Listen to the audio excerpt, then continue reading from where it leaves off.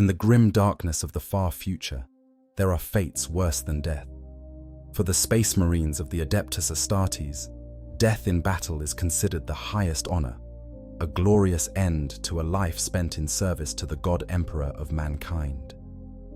But there exists another path, one that walks the razor's edge between salvation and damnation, between honor and horror. When a Space Marine suffers wounds so catastrophic that even their superhuman physiology cannot repair them, when their body is broken beyond the skill of the chapter's apothecaries to mend, they may be granted what the Imperium calls the ultimate honor. They are interred within a Dreadnought, a massive walking tomb of ceramite and adamantium, their shattered forms sealed within a cybernetic sarcophagus at the machine's heart. These venerable warriors become living weapons, their consciousness fused with tons of armored steel, their senses replaced by targeting arrays and sensor feeds, their voices reduced to mechanical approximations crackling through vox speakers. They are the ancient ones, revered by their battle brothers as walking relics of ages past, repositories of tactical wisdom accumulated over centuries or even millennia of service. But beneath the reverence and the ritual, beneath the prayers and the sacred oils applied by tech Marines, lies a darker truth. The existence of a Dreadnought pilot is one of isolation, sensory deprivation, and a slow erosion of identity that transforms even the mightiest warrior into something that can barely remember what it once was. To preserve what remains of their humanity, to stave off the madness that inevitably comes from extended consciousness within these mechanical prisons, Dreadnoughts are kept in stasis sleep between battles. They slumber in sacred vaults deep within their chapter's fortress monastery, sealed away in darkness, their systems cycle down to minimal function, their minds lost in dreamless void. They sleep for decades, sometimes centuries, awakened only when their chapter faces threats grave enough to warrant disturbing their rest. This careful management of their waking hours is not merely tradition or superstition. It is an absolute necessity, a protective measure developed over 10,000 years of bitter experience. But what happens when this protocol is violated? What occurs when a Dreadnought sarcophagus is opened too early, before the proper rituals have been observed, before the systems have been carefully brought back online, before the pilot within has been gently coaxed from the depths of stasis into something approaching consciousness? What transpires when desperation or ignorance or simple mechanical failure brings an ancient one screaming back to awareness before their mind and body are ready? The answer is written in the annals of countless chapters, recorded in hushed tones by chaplains and tech Marines who have witnessed the consequences.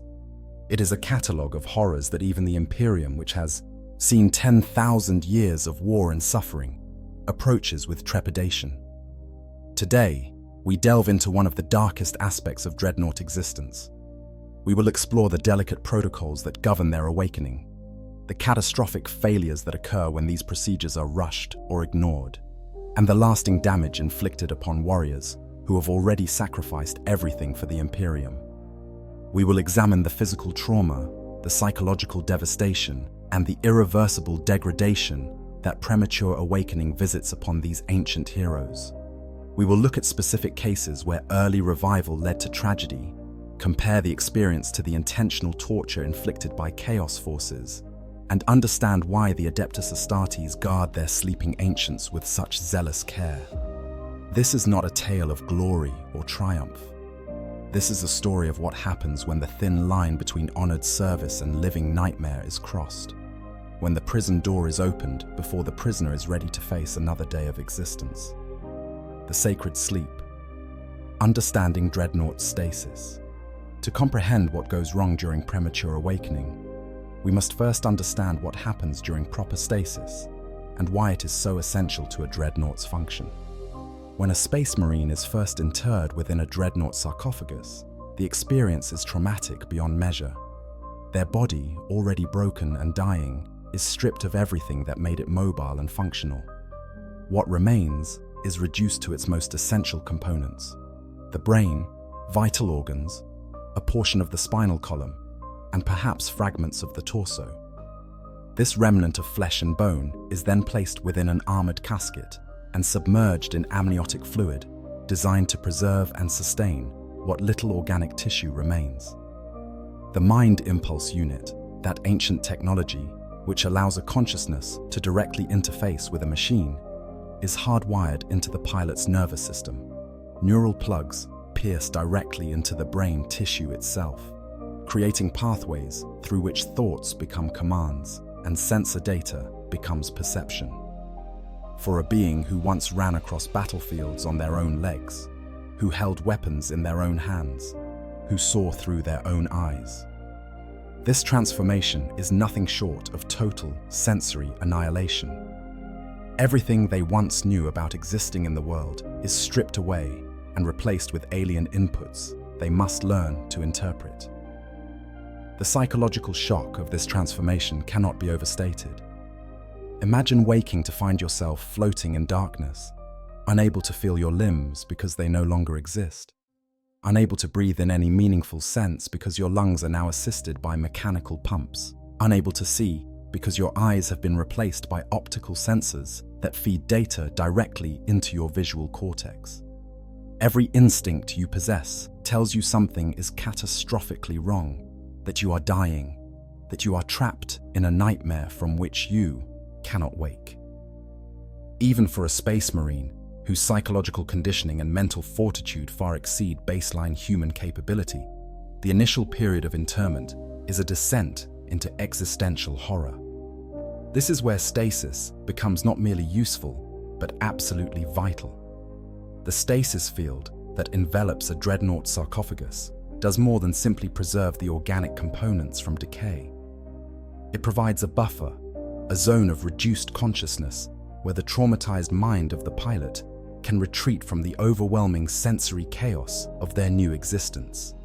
In stasis, there are no dreams, no thoughts, no perception of time passing. There is only void, a complete absence of experience that allows the damaged psyche to exist without the constant torture of awareness. Tech Marines who maintain dreadnoughts speak of stasis as a mercy, though they rarely use that word in the presence of the ancients themselves. The procedures they follow for cycling a dreadnought into sleep are elaborate and precise, refined over millennia of trial and error. Sacred oils are applied to the sarcophagus seals, not merely for symbolic purposes, but to ensure perfect environmental closure. The litanies of preservation are chanted, lengthy prayers that also serve as systematic checks of the life support systems, the neural interface integrity, and the stasis field generators. Each step in the ritual has a practical purpose hidden within religious observance, a double layer of meaning that characterizes so much of the Imperium's technology. The stasis field itself is generated by archaeotech devices whose principles are poorly understood, even by the Adeptus Mechanicus. These generators must be carefully calibrated to the specific biological and cybernetic systems of each individual dreadnought. Set too low, and the pilot remains partially conscious, experiencing a nightmare of sensory deprivation that can drive even a space marine to madness. Set too high, and there is risk of permanent neural damage, of the consciousness being so deeply suppressed that it cannot be reliably brought back to full awareness. The tech marines who perform this calibration are specialists who have spent decades studying the sacred mysteries of dreadnought maintenance, and even they approach the task with trepidation. Once properly in stasis, a dreadnought can theoretically remain dormant indefinitely. The organic components age at a drastically reduced rate, barely more than they would within a normal stasis field. The cybernetic systems enter a low-power mode, where automated diagnostic subroutines periodically check for degradation or failure, making microscopic adjustments to maintain optimal function. The neural interface remains connected but dormant, a pathway held open but carrying no traffic. In this state, the pilot experiences nothing. They do not dream, for dreams require a degree of neural activity that stasis suppresses. They do not perceive time, for time perception requires conscious awareness of change. They simply are not, in any meaningful sense, until the awakening protocols are initiated. This is why chapters guard their Dreadnought vaults with such fervor. These sepulchres are sacred spaces, quiet sanctuaries where ancient warriors rest between their endless wars. They are tended daily by tech marines who check the integrity of every seal, monitor the output of every system, and ensure that nothing disturbs the sleep of the ancients. Chaplains visit to offer prayers, speaking to the dormant warriors of the Emperor's light and the chapter's pride in their sacrifice. Battle brothers come to pay their respects, standing vigil before sarcophagi that bear the names of heroes from ages past, warriors whose deeds are legend, but whose faces are now forgotten behind adamantium plating. The chapters also understand something that outsiders rarely grasp. The more time a Dreadnought spends awake, the less human they become. There is a documented phenomenon, observed across thousands of years and hundreds of chapters, where extended consciousness within a Dreadnought chassis leads to progressive degradation of personality and memory. The pilot begins to forget details of their former life. They lose connection to the emotions and experiences that once defined them.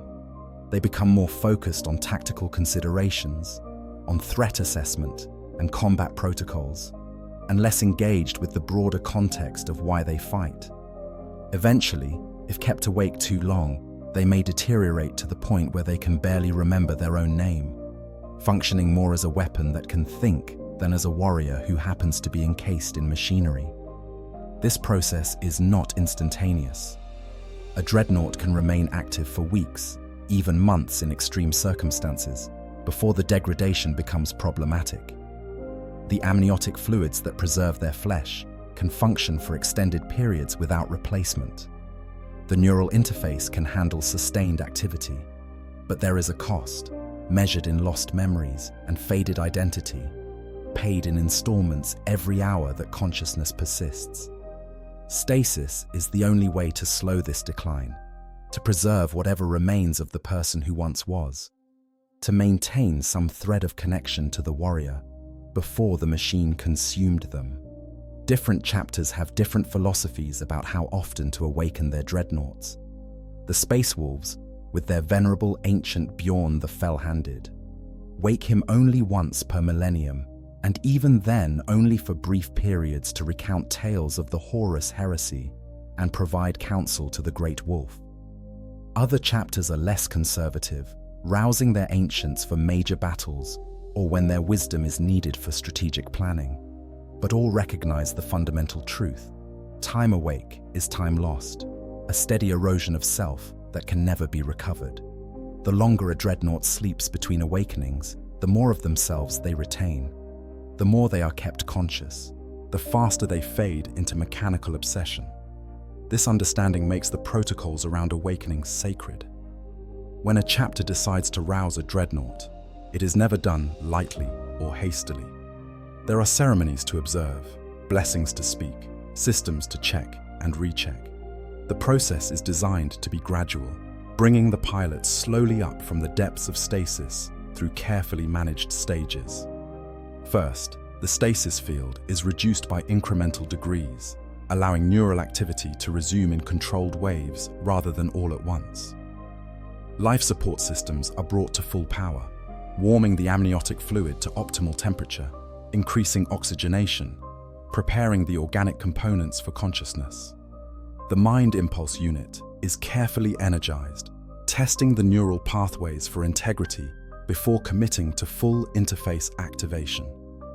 Only then, after all these preparations have been completed and found satisfactory, is the pilot actually awakened. Even this final step is managed with care. Gentle stimulation is applied to the consciousness centers, slowly coaxing awareness back into existence. The first sensory inputs are carefully filtered, preventing the overwhelming rush of data that could shock a freshly awakened mind. Chaplains speak soothing words through the external voxcasters, grounding the pilot in familiar litanies and prayers. giving them something known to anchor themselves to as they return to the waking world. Tech Marines monitor every system, ready to intervene if any parameter deviates from expected ranges. When done correctly, this awakening process takes hours, sometimes an entire day, from the moment the stasis field reduction begins to the moment the Dreadnought takes its first thundering step. It is time-consuming, resource-intensive, and requires the coordinated efforts of multiple specialists working in perfect synchronization. But it is absolutely necessary. Any attempt to shortcut this procedure, to force a faster awakening or skip crucial stages, risks catastrophic consequences for the pilot within. This is knowledge bought with blood and madness. Lessons learned from ancient ones who were rushed from sleep and emerged broken in ways that could never be repaired.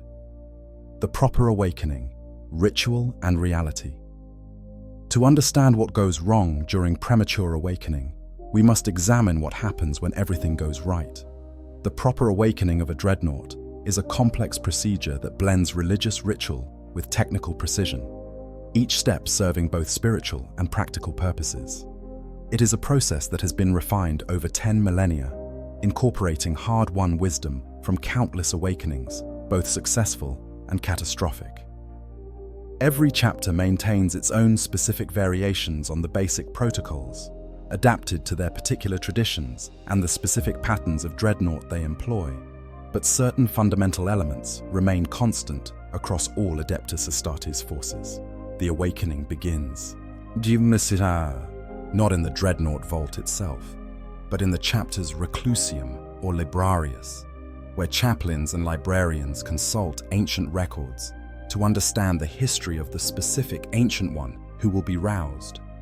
They review battle reports from the Dreadnought's previous awakenings, noting any behavioral anomalies or psychological issues that manifested. They study the pilot's service record from before their interment, understanding who they were as a flesh and blood warrior, what drove them, what they believed in, what memories might still anchor their identity. This preparation is crucial because it allows those who will perform the awakening to speak to the pilot in terms they will recognize and understand, using familiar names and references that can help orient a consciousness emerging from the timeless void of stasis. Once this historical research is complete, the actual awakening ritual can begin. The Dreadnought vault is sealed, with only essential personnel allowed entry: Tech Marines who will manage the mechanical aspects of revival, chaplains who will provide spiritual support and psychological grounding, and sometimes the chapter master or other high-ranking officers who wish to personally welcome the ancient back to wakefulness. The vault is consecrated with prayers and sacred incense, prepared as a transitional space between death-like sleep and the demands of war. The Tech Marines approach the sarcophagus first, performing diagnostic rituals that check the integrity of every system before any change is made to the stasis field. They examine the seals for degradation, test the purity of the amniotic fluid, verify that the neural interface connections remain secure, and confirm that the life support systems are functioning within acceptable parameters. These checks can take hours, with Tech Marines using a combination of scanning equipment and handheld auspexes to build a comprehensive picture of the Dreadnought's current state.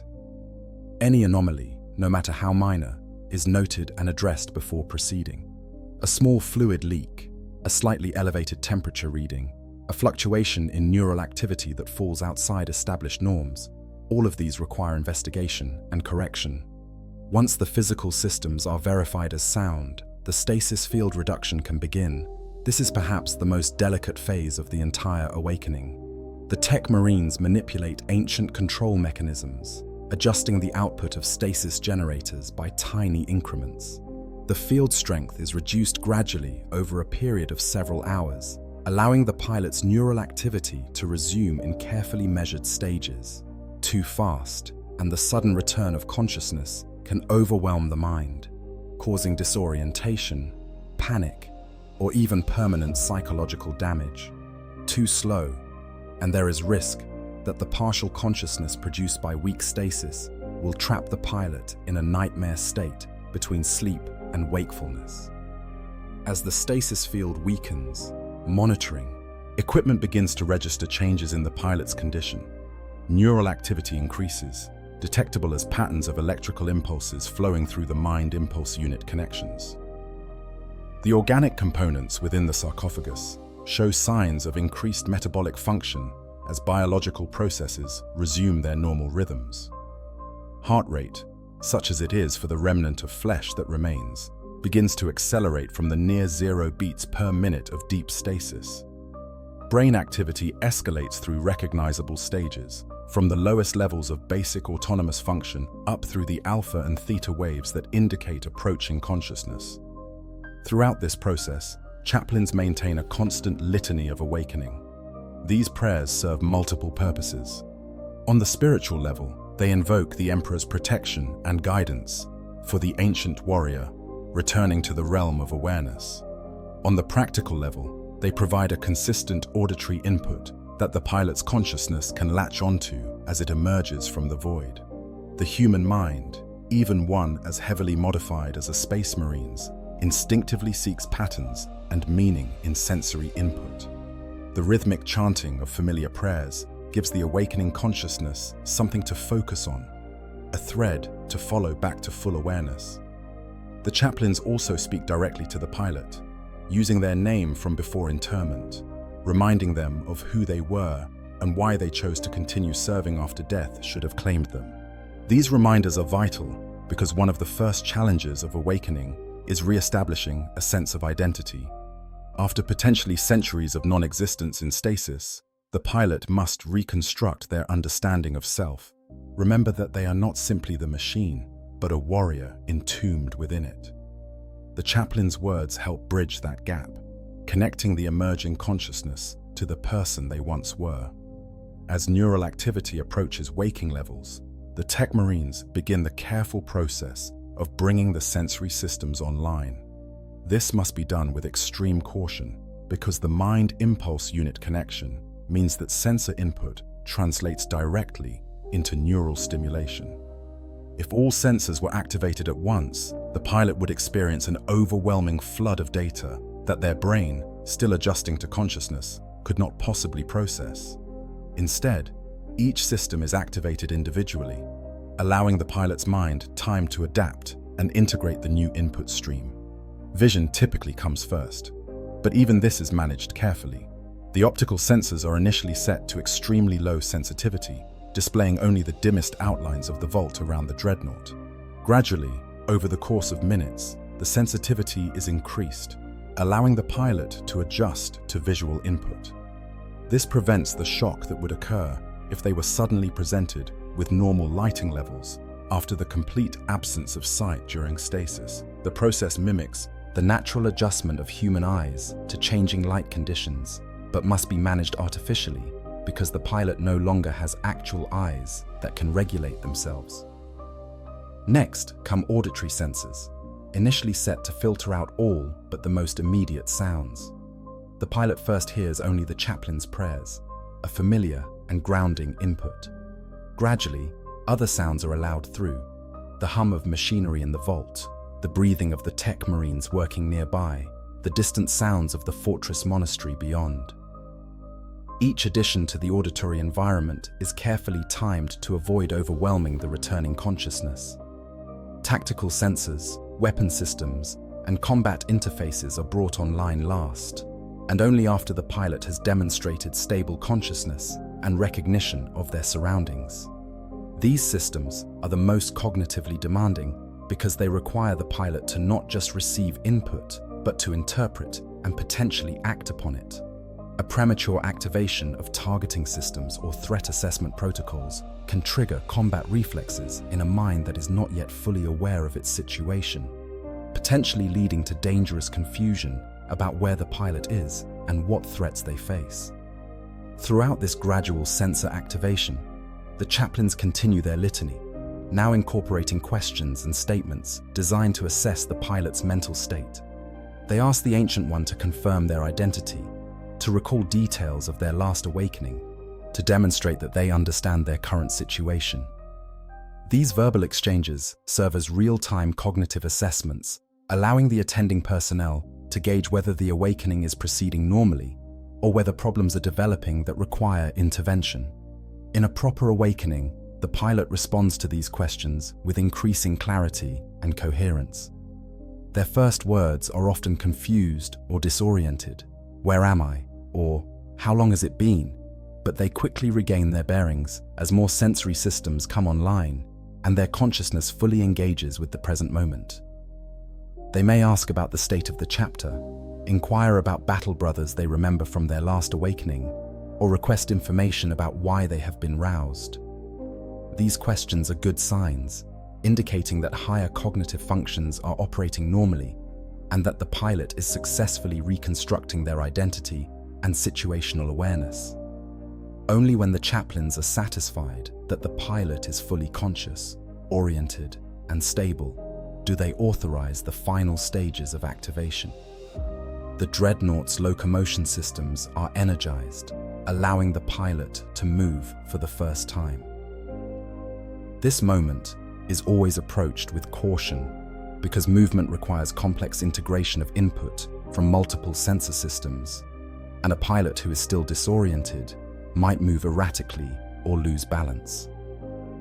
Tech Marines stand ready to engage emergency stabilization systems if needed, while Battle Brothers position themselves to physically brace the Dreadnought if it begins to fall. The first movements are small and controlled: a flexing of the power fist, a rotation of the torso, a careful step forward. These allow the pilot to reacquaint themselves with the sensations of controlling a body that masses tons and stands 3 times the height of a normal space marine. With each successful movement, confidence grows, and within minutes, a properly awakened Dreadnought moves with surprising grace and precision. The pilot has reconnected with the machine, remembered the lessons learned in previous awakenings about how to translate thought into action through the Mind Impulse Unit. Finally, weapon systems are armed and made ready, though safety protocols remain active to prevent accidental discharge. The Ancient One is now fully awakened, a combat-ready war machine with centuries or millennia of experience and wisdom available to the chapter once more. The entire process, from the moment the stasis field reduction began to this final arming of weapons, has taken anywhere from 6 hours to a full day, depending on the specific chapter's protocols and the condition of the individual Dreadnought.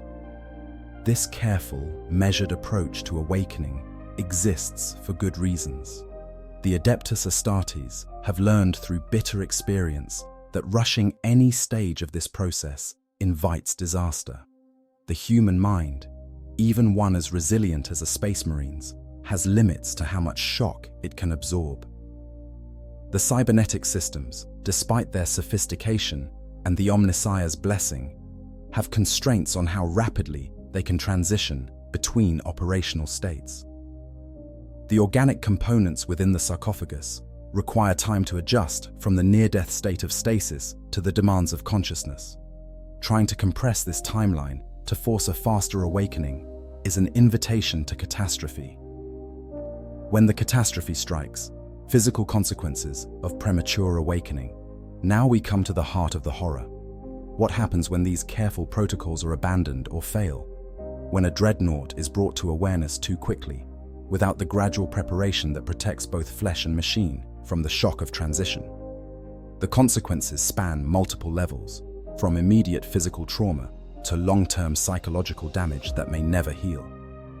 Understanding these effects requires examining both the biological systems within the sarcophagus and the cybernetic interfaces that connect the pilot to their mechanical body. The first and most immediate danger of premature awakening involves the amniotic fluid that sustains the pilot's organic remains. This substance is far more than simple preservation medium. It is a carefully balanced solution containing nutrients, oxygen carriers, waste removal compounds, and substances that regulate cellular function. During stasis, this fluid is maintained at a specific temperature slightly above freezing, with its chemical composition optimized for long-term preservation rather than active life support. The transition from stasis conditions to operational parameters normally takes several hours, with heater elements gradually warming the fluid while circulation systems adjust its chemistry to support full metabolic function. When a dreadnought is awakened too quickly, this transition is compressed or skipped entirely. The pilot's organic components are forced to resume normal biological activity while submerged in fluid that is still at stasis temperature and composition. The effect is similar to a human being plunged into ice water after prolonged cold exposure. The body attempts to respond to suddenly increased metabolic demands, while its internal environment remains hostile to such activity. Blood vessels, such as remain in the remnant of the pilot's circulatory system, attempt to dilate to increase blood flow, but the cold fluid surrounding the tissues prevents proper vasodilation. The heart, or what remains of it augmented by mechanical pumps, tries to increase its rhythm, but the chilled environment makes cardiac muscles sluggish and unresponsive. The result is a form of acute physiological shock that manifests as searing pain throughout whatever sensory nerves still function in the pilot's remnant body. Space Marines are conditioned to endure tremendous pain. Their indoctrination and hypnotic conditioning allowing them to function through injuries that would incapacitate lesser beings. But this particular agony is insidious because it comes not from external damage, but from internal systems failing to achieve equilibrium. Every nerve that still carries sensation screams warnings of dangerous imbalance, creating a constant background noise of distress that makes concentration and clear thought nearly impossible. If the amniotic fluid remains at stasis temperature for too long after consciousness returns, there is risk of actual tissue damage. Organs can suffer from inadequate oxygen perfusion despite the fluid's oxygen content, because the cold temperature reduces the efficiency of cellular metabolism. Brain tissue is particularly vulnerable to this effect. While the Space Marine brain is more robust than a baseline human's, it still has finite tolerances for operating outside optimal conditions. Regions of the brain can suffer from temporary dysfunction, manifesting as confusion, memory problems, or even hallucinations, as oxygen-starved neurons fire erratically. The neural interface presents its own unique hazards during premature awakening. The mind impulse unit connections that link the pilot's brain to the Dreadnought systems are designed to carry specific types and volumes of signals. During normal awakening, these pathways are carefully tested and calibrated before full data transmission begins. This calibration ensures that the impedance matching between biological and mechanical systems is correct, that signal strength falls within safe ranges, and that no dangerous feedback loops have developed during stasis. When awakening is rushed, this calibration never occurs. The neural pathways are simply activated, often at whatever settings they were last used. If these settings are incorrect for the current condition of the pilot's nervous system, the results can be catastrophic.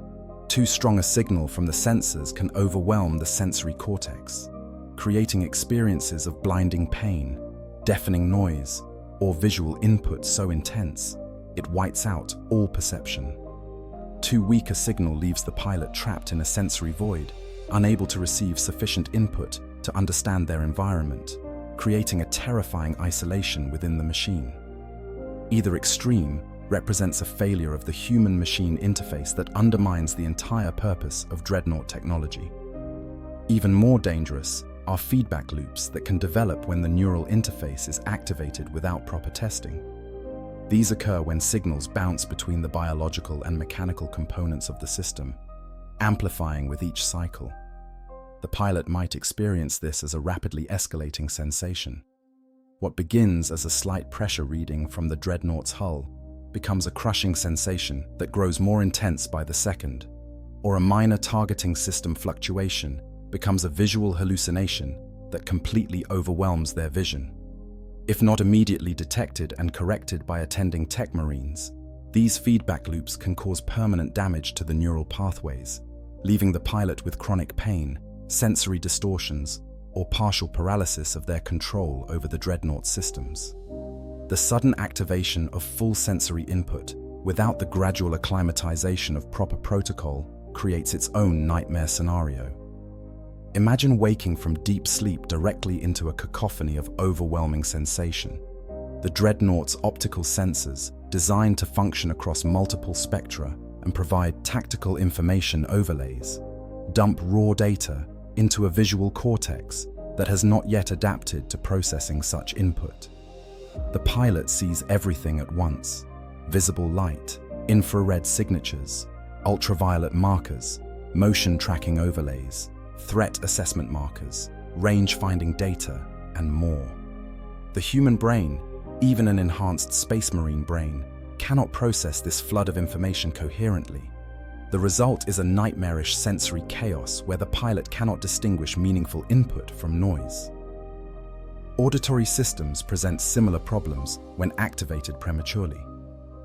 The Dreadnought's audio sensors are calibrated to pick up everything from whispered conversations at significant range to the roar of artillery fire, with frequency response extending well beyond normal human hearing. Full activation without gradual adaptation means the pilot is suddenly bombarded with sounds from every direction across an enormous frequency spectrum. The careful filtering that normally allows them to focus on relevant audio is not yet established.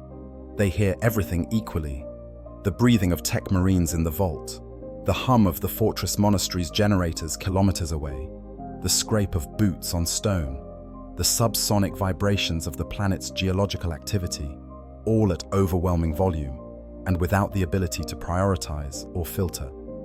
The tactical and combat systems of the Dreadnought represent another dimension of danger during premature awakening. These systems are designed to identify and track potential threats, providing the pilot with constant situational awareness updates. When activated, while the pilot is still disoriented and confused, these threat assessment protocols can trigger combat instincts and reflexes that are wholly inappropriate to the actual situation.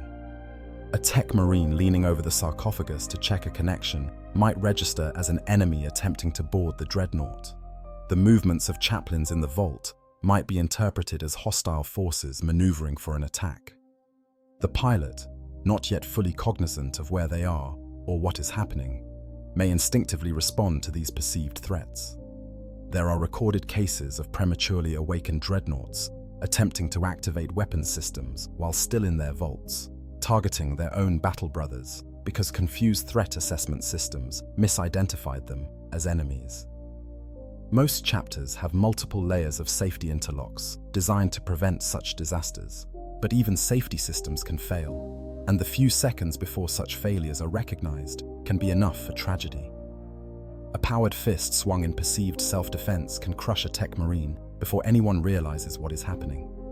A weapon brought to bear on imagined foes can discharge into the walls of the sacred vault, destroying irreplaceable equipment and potentially harming other Dreadnoughts stored nearby. The locomotion systems present their own hazards when a Dreadnought is awakened too quickly.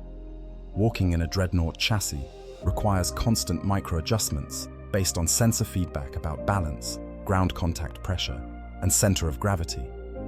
The pilot must integrate inputs from dozens of sensors scattered across the hull and legs, processing this data into coherent understanding of the Dreadnought's spatial position and movement. During normal awakening, the pilot relearns this integration gradually, starting with stillness and progressing through carefully controlled movements. When forced to move before this reintegration is complete, they often experience severe vertigo and spatial disorientation. The Dreadnought may stagger or fall, tons of armored walker crashing to the ground with potentially damaging force. These falls can rupture the sarcophagus seals, causing catastrophic loss of amniotic fluid, or jar loose neural connections, severing the pilot's control entirely. The metabolic shock of premature awakening compounds all these immediate physical problems. The pilot's organic components are forced to transition from the near hibernation of stasis to full operational status in minutes instead of hours. This rapid metabolic escalation strains systems that are already compromised by the catastrophic injuries that necessitated internment in the first place. Organs that barely function under ideal circumstances are pushed beyond their capacity. Cybernetic augmentation systems that normally assist organic processes during gradual activation are suddenly asked to shoulder the full metabolic load without ramp-up time. The waste removal systems face particular stress during premature awakening. During extended consciousness, the pilot's biological processes generate waste products that must be continuously filtered from the amniotic fluid and expelled from the sarcophagus. These filtration systems need time to reach full operational capacity after stasis. When consciousness returns too quickly, waste products begin to accumulate in the fluid faster than incomplete filtration can remove them. The buildup of metabolic waste creates a toxic environment for the already stressed organic tissues, leading to cellular damage and further degradation of function. Over the longer term, premature awakening inflicts cumulative damage that may not be apparent in the immediate aftermath, but manifests over subsequent awakenings. Each rushed revival leaves microscopic scarring in neural pathways, slight degradation of the neural interface connections, subtle damage to organic tissues. These injuries are individually minor, but they accumulate with each subsequent premature awakening.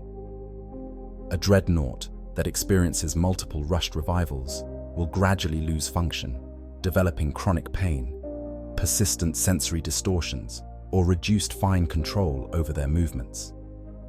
Eventually, the accumulated damage may reach a point where proper awakening becomes impossible, leaving the chapter with a difficult choice: keep the ancient sleeping forever, or risk one final awakening that may leave them permanently damaged beyond any hope of further service. The mind breaks, psychological devastation of early revival. If the physical consequences of premature awakening are severe, the psychological effects are absolutely catastrophic. The human mind, even one as heavily conditioned and augmented as a Space Marine's, has fundamental requirements for maintaining coherent consciousness and stable identity. Violating these requirements through rushed awakening triggers a cascade of cognitive and psychological problems that can permanently shatter even the strongest psyche. Understanding these effects requires examining the specific mental challenges posed by Dreadnought existence and how premature awakening exacerbates every one of them. The first and perhaps most disorienting psychological effect of premature awakening is a condition known in medical texts as dyschronometria, the complete loss of time perception. The human brain maintains an internal sense of time through the accumulation and integration of experiences, through the perception of change and progression from one moment to the next. During stasis, this process is suspended. The pilot experiences no progression of time because they experience nothing at all. From their perspective, stasis feels like no time has passed. One moment they are being put to sleep, the next they are being awakened, with no subjective experience of the interval between these events. During normal awakening, this temporal discontinuity is managed through careful conversation with chaplains and tech marines who explain how much time has elapsed, what has occurred during the sleep period, and what date it currently is. The pilot is given time to process this information, to reconstruct their mental timeline, to accept that years or centuries have passed while they slept. This cognitive adjustment period is essential for maintaining psychological stability. The pilot must come to terms with the loss of time, with the fact that the world has moved on without them, before they can function effectively in the present moment. When awakening is premature, this crucial adjustment period does not occur. The pilot emerges from stasis with no context for their current situation. They do not know when they are. They may believe they are waking from their most recent sleep cycle, expecting to find the fortress monastery as it was when they last saw it, anticipating familiar faces that may have been dead for centuries. Or they may become completely untethered from any specific time period, their disoriented mind unable to place themselves in any coherent historical moment. They might believe they are fighting in campaigns from centuries past, speaking to battle brothers long dead, responding to threats that no longer exist. This temporal confusion manifests as a profound existential disorientation that goes beyond simple confusion about dates and times. The pilot loses their narrative continuity, their understanding of themselves as a being with a history and a trajectory through time. They cannot answer basic questions about their own existence. Who am I? When am I? What has my life been? Every memory they possess becomes suspect because they have no framework for understanding when those memories occurred in relation to their current moment. The psychological term for this state is temporal disintegration, and it represents one of the most fundamental ways a consciousness can become untethered from reality. Compounding this temporal confusion is the sensory chaos we discussed earlier, but now we must consider its psychological rather than merely physical impact. The overwhelming flood of unfiltered sensory data that results from premature sensor activation does not just cause pain or discomfort. It prevents the mind from constructing a coherent model of reality. Human consciousness relies on the ability to perceive patterns, to distinguish signal from noise, to build stable representations of the external world based on sensory input. When that input is chaotic and overwhelming, when every sense screams conflicting information at maximum intensity, the mind cannot form stable perceptions. The pilot in this state experiences something akin to a drug-induced hallucination or psychotic break, but with a horrifying awareness that what they are experiencing is real in some sense. It is actual data from actual sensors, just delivered in a form their brain cannot process. They might see faces in visual noise, hear voices in the chaos of audio input, feel phantom attacks from pressure sensor fluctuations. The boundary between perception and hallucination dissolves entirely. They cannot trust anything their senses tell them, because they cannot distinguish real threats from processing errors, actual events from sensor artifacts. This fundamental breakdown of reality testing can be permanently damaging, leaving the pilot with lasting paranoia and an inability to trust their own perceptions even after proper calibration is restored. Identity dissolution represents another catastrophic psychological consequence of premature awakening. A Dreadnought pilot's sense of self is already fragile, maintained through enormous mental effort against the relentless pressure of machine existence. They must constantly remind themselves that they are not the Dreadnought, but a warrior encased within it. They must hold on to memories of life before interment, of having a flesh body that moved naturally, of experiencing the world through biological senses. They must resist the gradual erosion of personality that comes from existing as a weapon rather than a person. This tenuous identity maintenance depends on cognitive resources, attention, memory, executive function, that must be deliberately allocated to the task of remaining human. During normal awakening, the pilot is given time and support to reactivate these cognitive resources, to reconstruct their sense of self before the demands of combat or counsel are placed upon them. The gradual return to consciousness allows them to remember who they are, to recall their name and history, to reconnect with the person they once were. Chaplains assist this process through careful questioning and reminders, helping the pilot rebuild their identity architecture before they must function as a Dreadnought. Premature awakening rips away this careful identity reconstruction. The pilot is thrust into awareness without the cognitive resources necessary to maintain their sense of self. All their mental capacity is consumed by the overwhelming sensory chaos, the physiological distress, the temporal confusion. There is nothing left over for maintaining identity. In this state, the pilot may forget entirely that they are a person encased in a machine.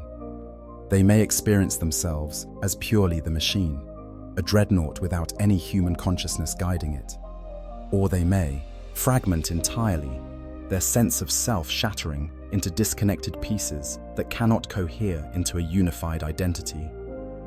Battle brothers who have witnessed prematurely awakened ancients describe hearing the Dreadnought's vox speakers produce sounds that bear little resemblance to coherent speech. The pilot might scream, but it is not a human scream. It is a mechanical wail, a distorted sound that suggests a consciousness trying to express suffering through systems not designed for such expression. They might speak in fragments, incomplete sentences that jump between different time periods and different aspects of their existence. Where are my hands? The enemy is. Brothers, where is the captain? I can't feel. Is it the 33rd millennium? Am I alive? Am I dead? What am I? Each fragment represents a different shard of their shattered identity, attempting to assert itself, unable to integrate into a coherent whole. The phenomenon of combat reflex triggering represents a particularly dangerous psychological consequence of premature awakening. Space Marines are conditioned through decades of training and hypno-indoctrination to respond to threats with immediate, decisive violence. This conditioning is what makes them effective warriors, allowing them to act without hesitation in situations where delay means death. For a Dreadnought pilot, these ingrained combat reflexes are integrated into their control of the machine, operating at a semi-unconscious level that allows rapid response to threats. When a pilot is prematurely awakened into a state of sensory chaos and temporal confusion, these combat reflexes can trigger without appropriate conscious oversight. The pilot, unable to accurately perceive their environment and uncertain of where and when they are, may interpret any stimulation as a combat threat. The confused threat assessment systems of their confused mind identify enemies everywhere. Their warrior instincts, honed through centuries of warfare, demand immediate violent response, but their higher cognitive functions, which would normally evaluate the situation and override inappropriate reflex responses, are not yet operational. The result is a Dreadnought in the grips of pure combat instinct without the tempering influence of judgment or context. Multiple chapters record incidents where prematurely awakened Dreadnoughts attacked their own battle brothers, genuinely believing they were fighting enemies. In their confused state, they perceive tech Marines as enemy artificers attempting to sabotage their systems, chaplains as enemy priests seeking to corrupt them with heretical chants, even fellow Dreadnoughts as enemy war engines requiring immediate elimination. These misidentifications are not mere errors of perception, but fundamental failures of reality processing. The pilot's mind, overwhelmed and fragmented, constructs a narrative that makes sense of their distress, and that narrative is inevitably one of combat and threat, because combat is what they know, what they have been trained and conditioned for across their entire existence. The trauma of awakening into such a state leaves lasting psychological scars. Even after the immediate crisis is resolved, after proper procedures are belatedly implemented and the pilot is brought to stable consciousness, the memory of that nightmarish awakening remains. They remember the confusion, the sensory overload, the terror of not knowing where or when they are. They remember believing their own battle brothers were enemies, remember the impulse to attack them. These memories create a lasting anxiety about future awakenings. The pilot begins to fear sleep because they know waking may bring another episode of horror. This anxiety makes subsequent proper awakenings more difficult because the pilot resists returning to consciousness, fighting against the gradual revival process in an attempt to remain in the safety of stasis void. Over multiple premature awakenings, or after one particularly severe episode, pilots can develop what chapter librarians recognize as a form of post-traumatic stress disorder specifically adapted to Dreadnought existence. The symptoms are distinctive. Hypervigilance, manifested as obsessive monitoring of all sensor inputs for signs of malfunction. Startle responses, where any unexpected input triggers combat readiness. Dissociative episodes, where the pilot seems to partially disconnect from their situation. And intrusive memories, where fragments of past traumatic awakenings intrude into current consciousness. These symptoms severely impair the pilot's effectiveness as a warrior and erode whatever quality of existence they maintain between battles. Perhaps the most insidious long-term psychological effect is the acceleration of the inevitable mental degradation that affects all Dreadnought pilots. As previously discussed, time spent conscious in a Dreadnought chassis gradually erodes personality and memory, transforming the pilot from a person into something more like a tactical computer with vestigial humanity. This process normally takes centuries or millennia to reach critical levels. Premature awakening dramatically accelerates it. Each rushed revival inflicts psychological trauma that damages the mental structures supporting personality and memory. The pilot loses more of themselves with each premature awakening than they would lose from years of proper waking time. This accelerated degradation manifests as increasingly prominent gaps in memory, inability to recall significant events or people from their past, difficulty maintaining emotional connections to anything beyond immediate combat concerns, and progressive reduction in the complexity of their thought processes. The Ancient One begins to think in simpler terms, focused narrowly on tactical considerations rather than strategic or philosophical thinking. They lose interest in matters beyond warfare. They forget why they fight, remembering only that they must fight. Eventually, they may forget they were ever anything other than a weapon, their human identity worn away by repeated trauma until only the machine remains. The chapters understand this risk, which is why premature awakening is avoided with almost religious fervor. An ancient who has their degradation artificially accelerated through rushed revivals will serve for a shorter total time than one awakened properly. More tragically, they will suffer more during their service, experiencing a conscious descent into machine existence, rather than the gradual, barely noticed transition that proper protocols allow. They are forced to watch themselves become something less than human at an accelerated pace, aware of each memory they lose, each emotion that fades, each connection to their former self that severs. It is a living nightmare extended across whatever years or decades they have left before the degradation reaches its terminus. When evil awakens. Evil, the Hellbrute comparison. To fully understand the horror of premature Dreadnought awakening, it helps to examine what happens when similar processes are deliberately weaponized by the forces of chaos. The Hellbrute, that twisted mockery of Imperial Dreadnought technology, represents everything that can go wrong with early and traumatic revival taken to its logical and horrific extreme. While Imperial premature awakening is typically accidental, the result of desperation, mechanical failure, or simple ignorance, the Chaos Forces deliberately inflict similar or worse trauma on their own interred warriors. Examining the Hellbrute creation process and the fate of its pilots provides dark illumination of just how catastrophic early awakening can be. Hellbrutes begin as Chaos Dreadnoughts, warriors of the traitor legions who suffered mortal wounds and were interred in sarcophagi, much as their loyalist counterparts are. In the immediate aftermath of the Horus Heresy, these early Chaos Dreadnoughts were functionally identical to Imperial ones, using the same technology and following similar maintenance protocols. But the influence of the warp and the passage of 10,000 years in the Imperium have transformed both the machines and the processes around them into something far more sinister. The Hellbrute represents the endpoint of Dreadnought existence when all restraint and mercy are stripped away, when the pilot is deliberately kept in a state of perpetual torment. The key difference between a Hellbrute and a normal Chaos or Imperial Dreadnought lies in the nature of their sarcophagus and the awakening protocols used.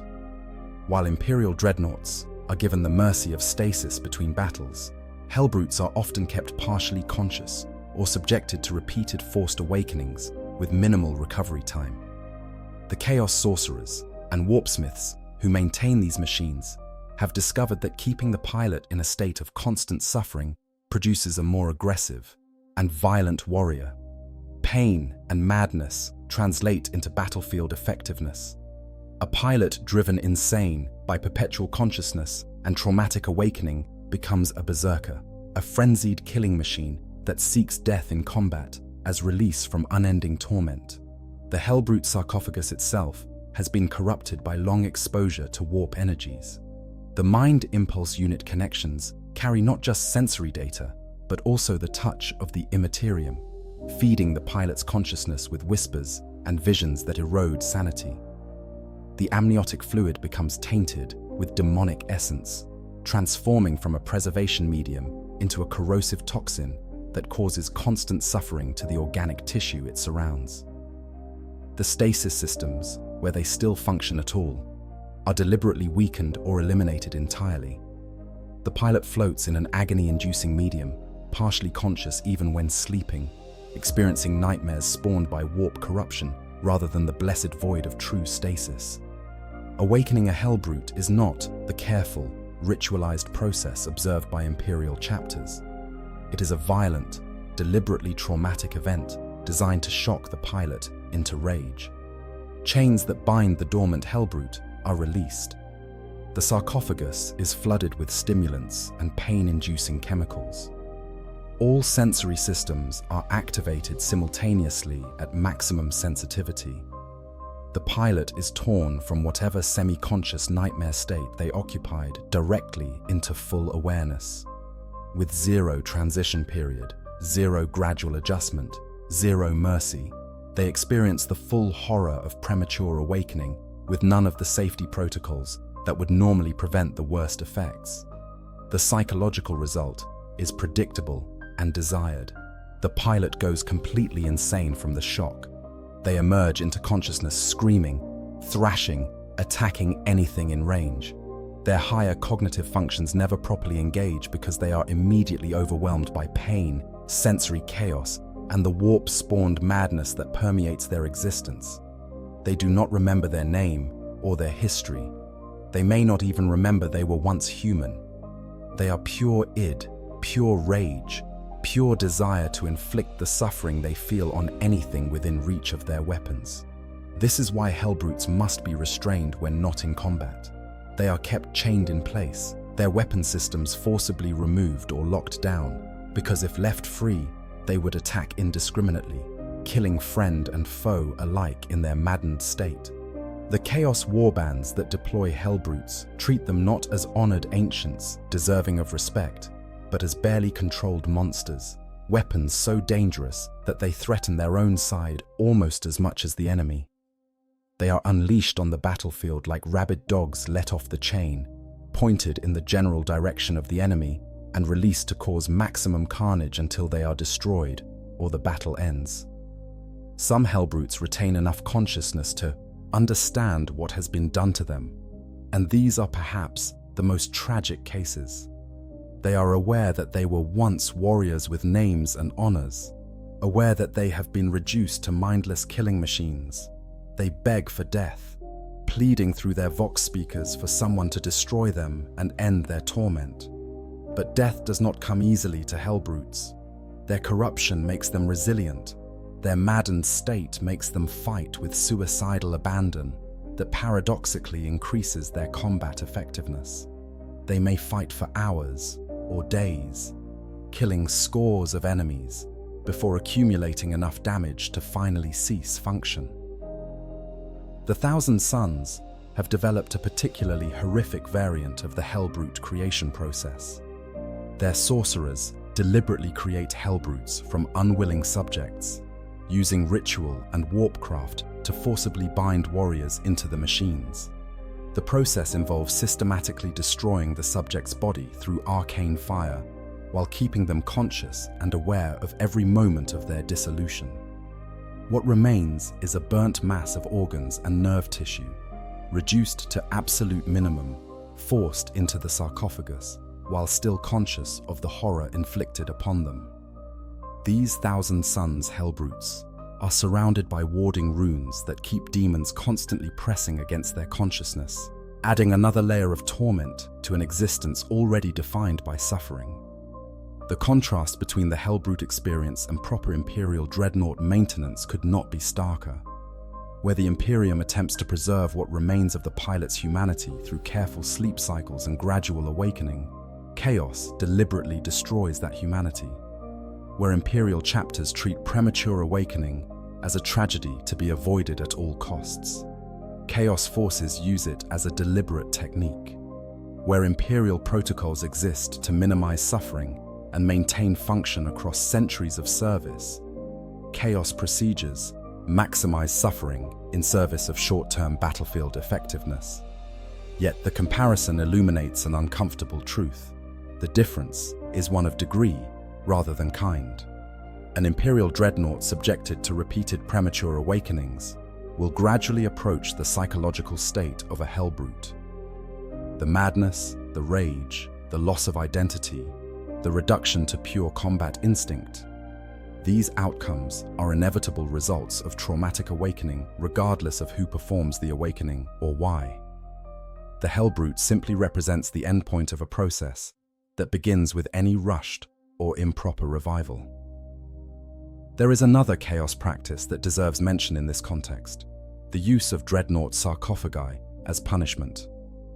The Red Corsairs, Huron Blackheart's warband, are known to place condemned warriors into sarcophagi, but never attach them to functioning Dreadnought chassis. The prisoners remain trapped in the sarcophagus, conscious but without any sensory input, unable to engage their Susan membrane to enter hibernation, experiencing complete sensory deprivation for years or decades. When these prisoners are finally released or killed, they are utterly insane, broken by an experience that makes even premature awakening seem merciful by comparison. This technique demonstrates that the sarcophagus itself, independent of any awakening trauma, can be an instrument of psychological destruction when used cruelly. The existence of hellbrutes and their deliberate traumatic awakening serves as a dark mirror that reflects back to us the true nature of what happens during Imperial premature awakening. Every psychological horror, every physical trauma, every aspect of the suffering we have discussed, these are not hypotheticals or exaggerations. They are real effects, proven and demonstrated by the fact that chaos forces can weaponize them.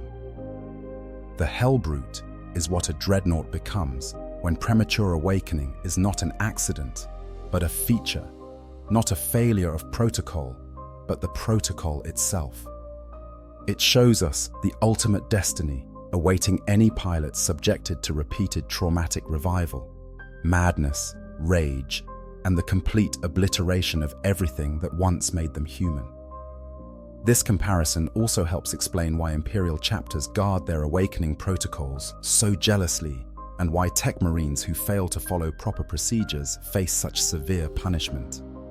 The difference between an honored ancient and a hellbrute-like monster may be nothing more than a few rushed awakenings, a few instances of skipped safety checks, a few moments when expediency was valued over protocol. The margin for error is razor thin, and the consequences of crossing that line are irreversible. Every chapter has in its archives accounts of ancients who were damaged by improper awakening, warriors who never fully recovered, who became increasingly unstable and erratic until they finally had to be destroyed or relegated to permanent sleep.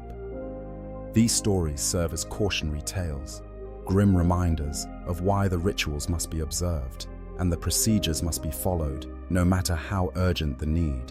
The Redemptor paradox: when design mandates destruction, while premature awakening of traditional dreadnoughts is a failure of protocol that chapters work desperately to avoid. The Redemptor pattern. Dreadnought represents a different kind of horror, a design where the pilot is systematically burned out by the very machine meant to preserve them. Understanding the Redemptor's flaws provides crucial context for comprehending just how devastating premature awakening can be, because the Redemptor inflicts similar physiological and psychological damage through normal operation that other patterns only experience through catastrophic failure. The Redemptor Dreadnought is one of the newest additions to the Adeptus Astartes arsenal, developed by Archmagos Belisarius Cawl as part of his Primaris Space Marine initiative.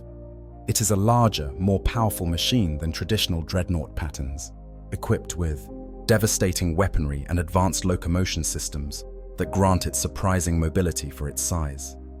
The Redemptor can traverse the battlefield at speeds traditional dreadnoughts cannot match, bringing overwhelming firepower to bear at close or medium ranges.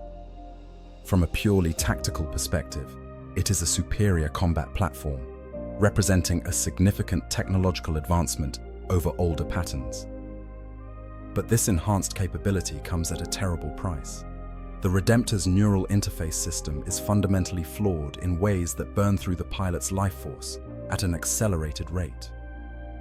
The mind impulse unit connections required to control such a powerful and responsive machine draw more heavily on the pilot's neurological resources than traditional Dreadnought interfaces. The Sarcophagus design, while more sophisticated in some respects, provides less effective shielding against the electromagnetic and exotic radiation generated by the Redemptor's hyperdense reactor core. Most critically, the tech priests who originally designed the Redemptor gave little consideration to the long-term survival of the pilot, viewing them as essentially consumable components rather than irreplaceable heroes. The result is a Dreadnought pattern that actively damages its pilot through normal operation. Every hour spent conscious in a Redemptor accelerates the pilot's deterioration. The neural interface connections cause cumulative damage to brain tissue with each use. The radiation exposure, even at supposedly safe levels, gradually destroys cellular structures at the molecular level. The strain of controlling such a powerful machine exhausts the pilot's remaining vitality, draining them like a battery being over-discharged. Many Redemptors that have seen sustained combat have already had their sarcophagi replaced, their original pilots reduced to charred organic waste fit only for solemn burial. The implications for premature awakening in a Redemptor are even more dire than in traditional Dreadnoughts. A Redemptor pilot subjected to rushed revival faces all the standard dangers: sensory overload, temporal confusion, neural interface shock. But these effects are amplified by the Redemptor's more demanding systems. The neural interface, already straining the pilot under optimal conditions, can cause immediate and severe brain damage when activated without proper calibration.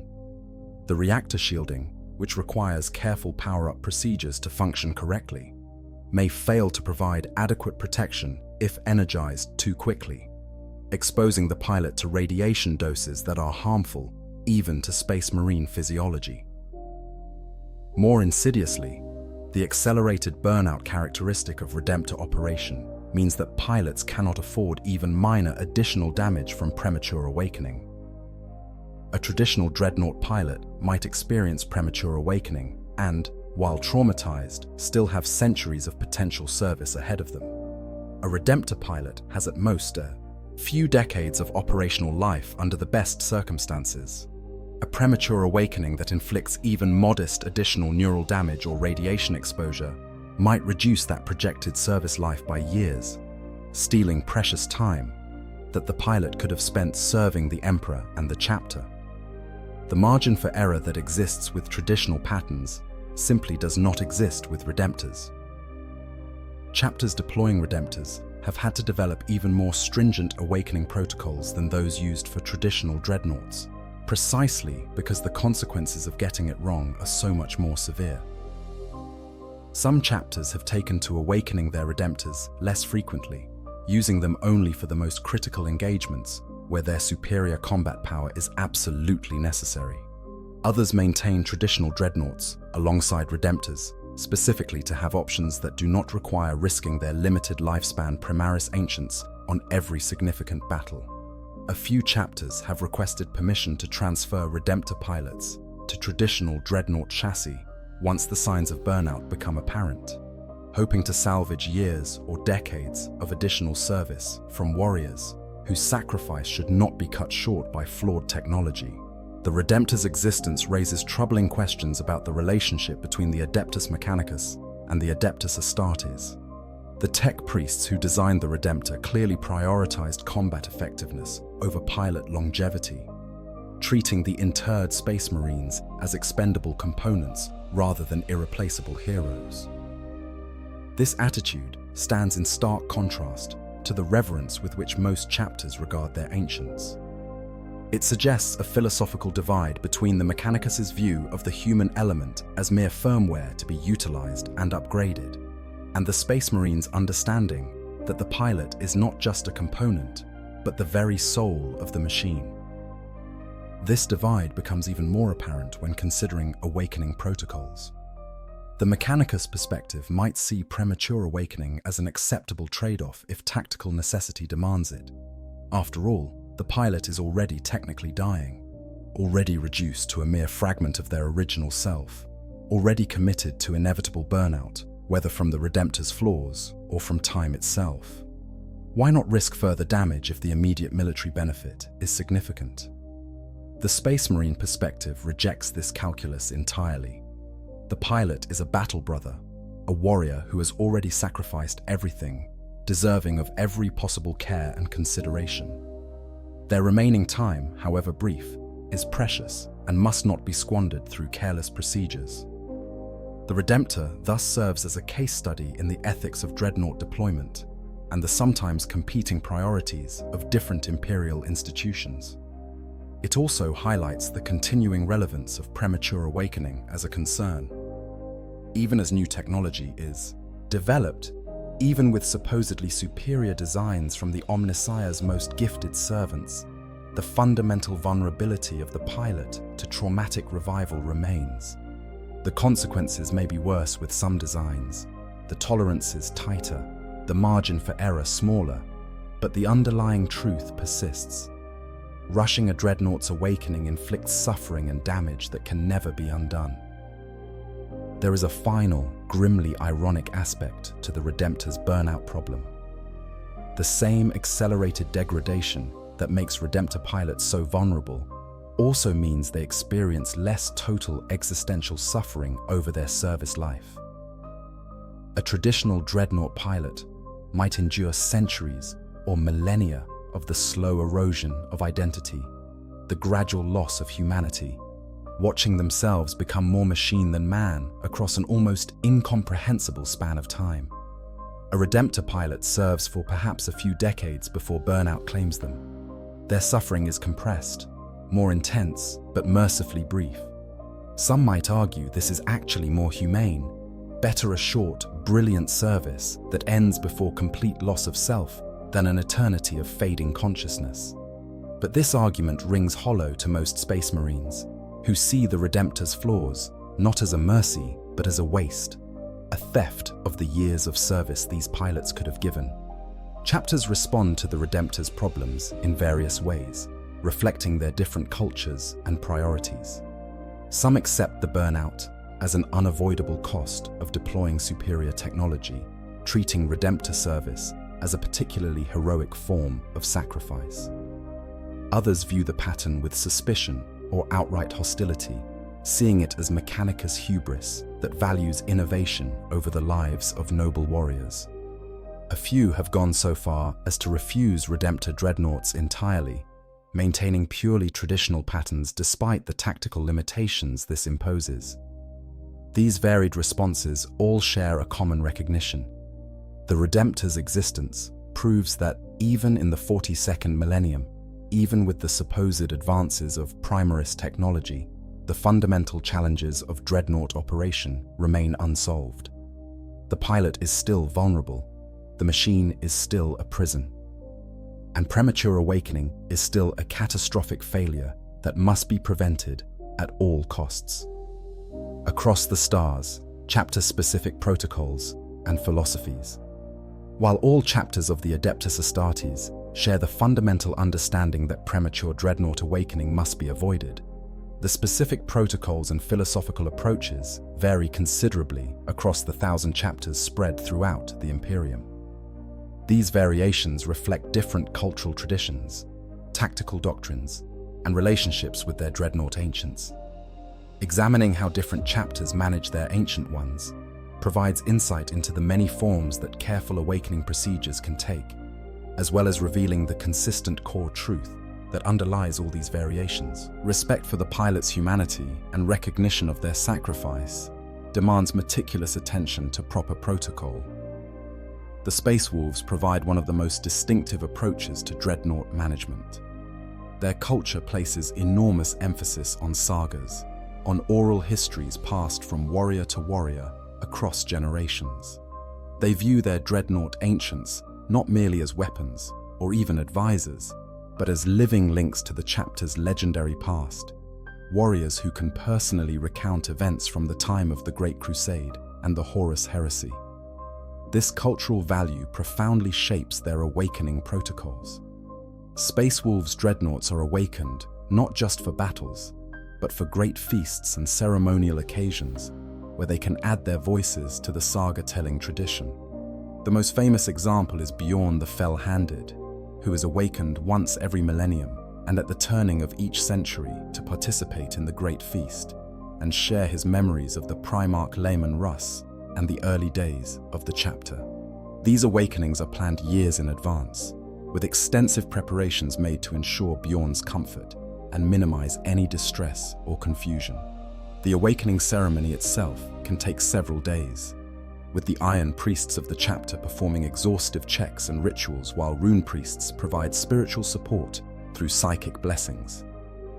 When Bjorn finally speaks, his words are recorded by dozens of scribes and remembered by hundreds of assembled space wolves. This elaborate process ensures that Bjorn, despite being over 10,000 years old and having been awakened thousands of times across the millennia, remains coherent and connected to his identity. The Space Wolves' approach to preventing premature awakening is equally distinctive. Their Dreadnought vaults are regarded as sacred spaces, guarded not just by physical security, but by ancient wards placed by the chapter's Rune Priests. Any unauthorized approach to a sleeping ancient would trigger both mundane alarms and psychic warnings.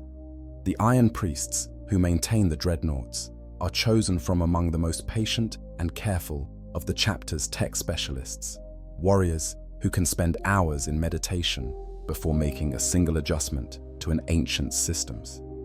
There are records of Iron Priests who discovered potential failures that might have caused premature awakening and spent weeks methodically correcting them, refusing to rush even when the chapter was engaged in critical campaigns. The Blood Angels and their successor chapters face unique challenges with their Dreadnoughts due to the genetic curse known as the Black Rage. This affliction can strike any Blood Angel at any time, overwhelming them with psychic visions of their Primarch Sanguinius's death during the Horus Heresy, driving them into a berserk fury. When a Dreadnought pilot succumbs to the Black Rage, the result is a Death Company Dreadnought, a barely controlled engine of destruction that must be restrained between battles. The case of Moria the Chosen exemplifies the danger. He fell to the Black Rage almost immediately upon awakening after his initial interment. Only the strongest psychic conditioning and constant monitoring have prevented him from becoming completely uncontrollable. This vulnerability makes the Blood Angels and their successors extraordinarily careful about Dreadnought awakening protocols.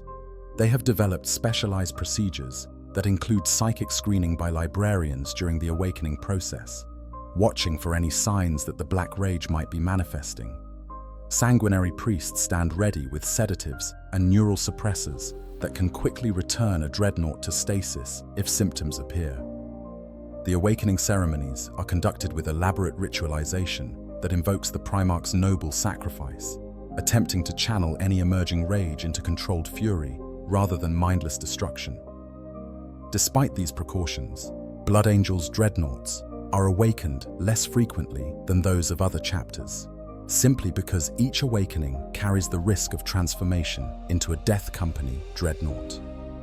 The premature awakening of a Blood Angel's Dreadnought is especially dangerous because the disorientation and confusion that would normally result might be the trigger that precipitates the Black Rage. The temporal confusion of early awakening could cause the pilot to believe they are experiencing the final moments of the Horus Heresy, the exact scenario that the Black Rage inflicts as a psychic vision. The sensory overload might be interpreted through the lens of the curse as the overwhelming chaos of Sanguinius's death battle. In essence, premature awakening could artificially induce the very condition the chapter most fears. For this reason, Blood Angels Tech Marines are trained to abort any awakening that deviates even slightly from optimal parameters, accepting tactical inconvenience rather than risking the permanent loss of an ancient to uncontrolled rage. The Iron Hands present a dramatically different philosophical approach to Dreadnought management. Their chapter culture emphasizes the superiority of machine over weak flesh, viewing augmentation and cybernetic enhancement as improvements rather than necessary evils. One might expect this would lead to less careful treatment of Dreadnought pilots, viewing them as having achieved an ideal state of near-complete machine existence. But the opposite is true. The Iron Hands understand better than most chapters how fragile the interface between biological and mechanical systems can be. They have witnessed the catastrophic failures that result when this interface is mismanaged, and their response has been to develop the most rigorous and technically sophisticated awakening protocols in the Imperium. Iron Hands Tech Marines are all trained to the level that other chapters would consider master specialists. They use sophisticated diagnostic equipment that can measure neural interface performance to microscopic precision. Their awakening rituals incorporate detailed technical procedures that check hundreds of parameters before each stage proceeds. An Iron Hands Dreadnought awakening might involve less religious invocation than a Blood Angel's revival, but it includes far more technical verification and system testing. The chapter maintains extensive records of every awakening of every Dreadnought, tracking performance metrics across centuries to identify subtle trends that might indicate developing problems. This data-driven approach allows them to predict and prevent failures before they occur, including the system malfunctions that might lead to premature awakening. Paradoxically, the Iron Hands' emphasis on the machine aspect of their dreadnoughts leads them to be more, rather than less, respectful of the human elements within the sarcophagi. They understand that the pilot is not a weakness to be eliminated, but the irreplaceable core around which the machine is built. A broken machine component can be replaced or repaired, but a damaged pilot represents permanent loss of capability.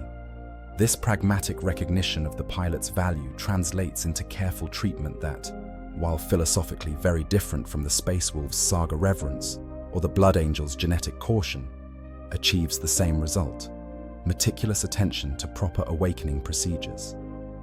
The Ultramarines, as Codex-adherent exemplars, follow Dreadnought protocols that closely match the standards laid out in the Codex Astartes.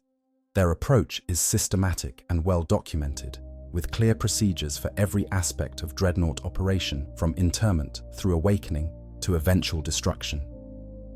The Ultramarines maintain that these standardized protocols, refined over 10,000 years of practical experience, represent the optimal balance between reverence for the ancient, tactical utility, and long-term preservation of the pilot's functionality.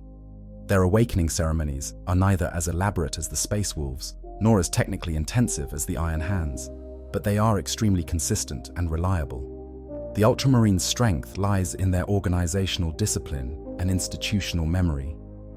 Every Tech Marine is trained to exactly the same standard. Every awakening follows exactly the same procedure.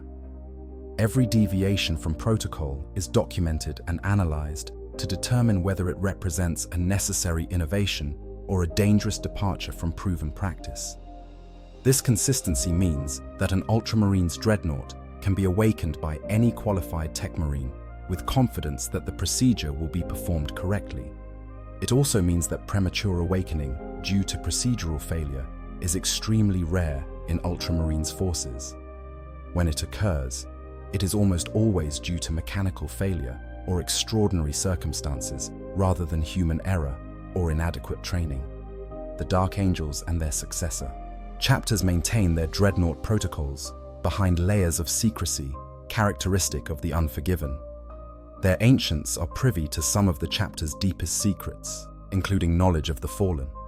This makes the Dark Angels particularly paranoid about maintaining absolute control over their dreadnoughts. An ancient who became confused or deranged due to premature awakening might speak of things that must remain hidden. The Dark Angels therefore maintain awakening protocols that are, if anything, more careful and thorough than those of other chapters, with the added element of psychic monitoring by librarians to ensure that no forbidden information is inadvertently revealed during the vulnerable period of early wakefulness. Interestingly, the Dark Angels' secrecy has also led them to develop advanced techniques for managing memory in Dreadnought pilots. They have methods of selectively reinforcing certain memories while allowing others to fade, ensuring that ancients retain knowledge critical to the chapter's mission, while potentially losing memories of less important events. These techniques, while ethically questionable, do provide some protection against the memory loss and confusion that can result from premature awakening. A dark angel's ancient brought to consciousness too quickly might be disoriented, but specialized psychic conditioning helps them rapidly reconstruct their core identity and mission focus, even under adverse conditions. Several chapters maintain continuously active dreadnoughts, warriors who are never returned to stasis sleep. These ancients serve as permanent fixtures in the chapter's command structure or defensive deployments. The most famous example is Dagon of the Blood Swords, who served as chapter master while remaining constantly awake for decades. These cases seem to contradict the principle that extended consciousness inevitably leads to degradation. However, examination of such cases reveals that they are exceptional warriors with extraordinary mental fortitude, often supported by specialized psychic reinforcement or unique circumstances that buffer them against the normal erosive effects of extended awakening. They represent the extreme limit of what is possible, not a generalizable alternative to stasis cycling. Even these exceptional individuals eventually succumb. Dagon died in combat after decades of continuous service, and it is not recorded how much longer he could have maintained coherent consciousness.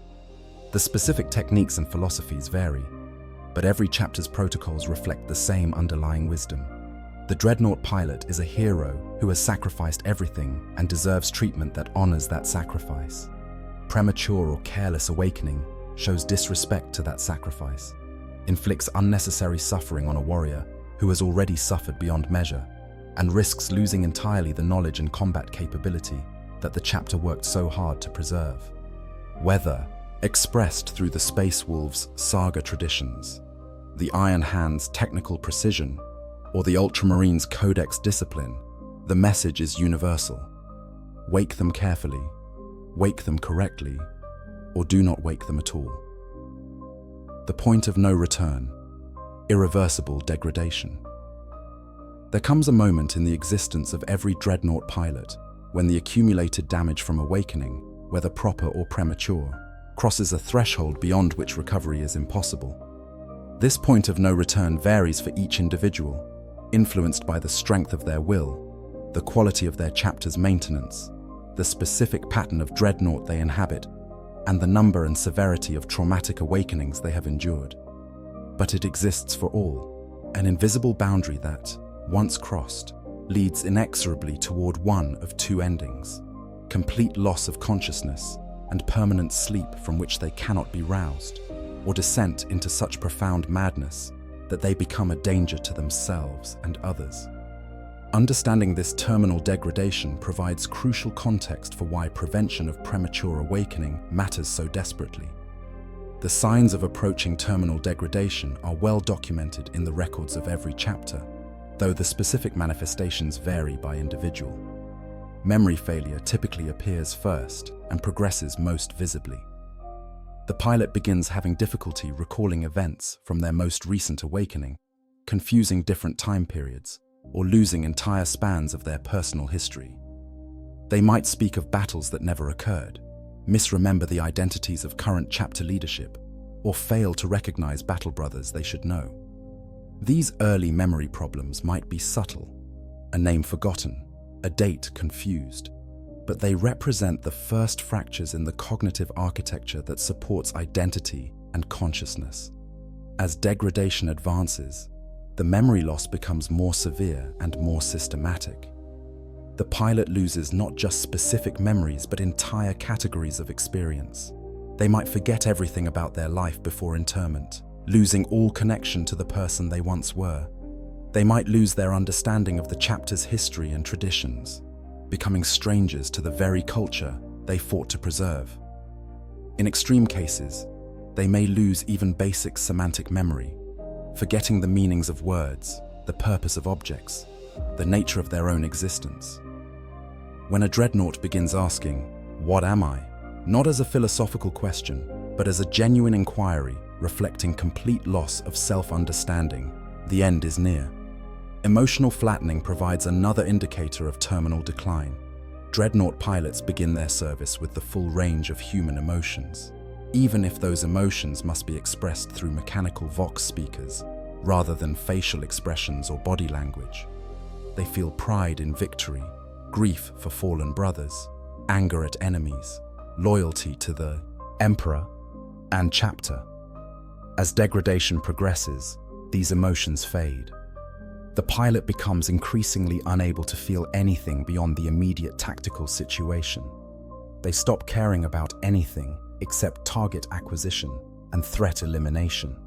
They lose interest in the broader context of battles, in the reasons for fighting, in the meaning of their sacrifice. This emotional death leaves them as tactical computers that happen to use biological processes, thinking but no longer feeling, calculating but no longer caring. Behavioral changes accompany the cognitive and emotional degradation. The pilot becomes more aggressive and less controllable, responding to any situation with maximum violence, regardless of whether such response is appropriate. They may resist returning to stasis, fighting against the shutdown procedures, because the confused remnant of their consciousness fears the void of unconsciousness. Alternatively, they may become almost catatonic during wakefulness, responding to direct commands, but showing no initiative or independent thought. They may develop obsessive behaviors, repeating the same questions endlessly, or focusing on trivial details while ignoring critical information. Any of these behavioral changes suggests that the neural interface and the biological brain it connects to are both degrading beyond the point where normal function can be maintained. Physical indicators accompany the psychological ones. The organic components within the sarcophagus show signs of advanced deterioration that life support systems can no longer fully compensate for. The amniotic fluid may become discolored as failing organs release waste products that filtration cannot remove quickly enough. The pilot's neural activity, as measured by the mind impulse unit connections, shows abnormal patterns. Too much activity in some regions suggesting neural hyperexcitation, too little in others indicating tissue death. The pilot may report chronic pain that cannot be alleviated, the result of dying nerve tissue sending constant distress signals that have no external cause, and thus no solution. Once these signs appear, the chapter faces a terrible decision. They can continue awakening the ancient, extracting what service remains possible, while accepting that each additional awakening accelerates the final decline.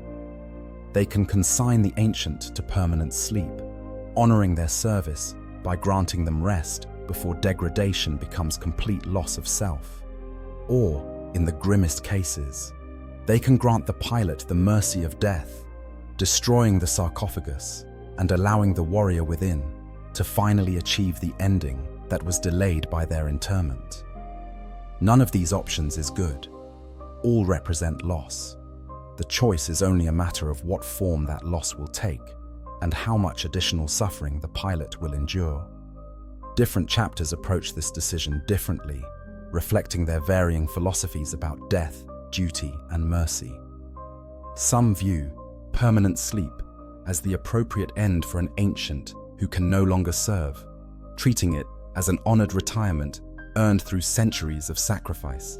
Others continue awakening their ancients even in advanced stages of degradation, believing that any service, however diminished, honors the warrior's sacrifice more than consigning them to oblivion. A few chapters maintain that actual death is the only proper ending, that the pilot should be given release when degradation reaches the point where they can no longer remember who they are or why they fight. The Codex Astartes provides guidance on this matter, though it does not mandate a specific approach.